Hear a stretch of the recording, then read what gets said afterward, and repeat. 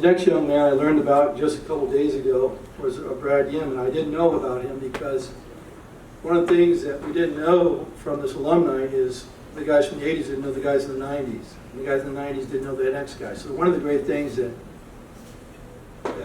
Skelly and Tony have done is bring us all together.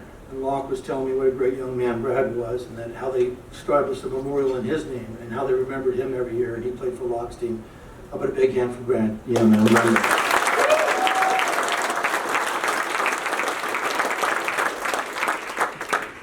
Finally, there was a young man that tells you how long we've been around. One of the original guys on the first team 40 years ago, Joey Hines. He had a boy named Benny Hines who played for the 2012 team. And about 7 years ago, I took my 10-year-old boy to go watch USD play Santa Barbara in one of the playoff games. And while I'm watching that game, I see Joey running around the USD field with this huge camera. He says, "Mama, that's my boy out there playing. That's my Benny." And you couldn't see anyone more proud of.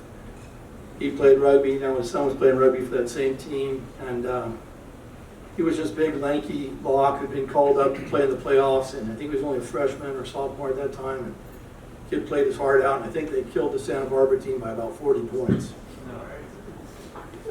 And afterwards, we went up and gave Benny a big hug, and he introduced Benny to my boy, Marco, who's playing rugby now, who's here. And it was neat. It was second generation rugby. And a lot of us who have played rugby now have kids who play in the youth team. We've passed it on to those guys. And if we don't pass it on to youth rugby, one of the great ways to pass it on is through this alumni association. Pass it on to the next generation of players so that they can have the same memories, the same kind of deep devotion and love that we've got from our teammates. So in closing, I thank Johnny, I thank Tim for what they gave us. I salute you all. Thank you very much.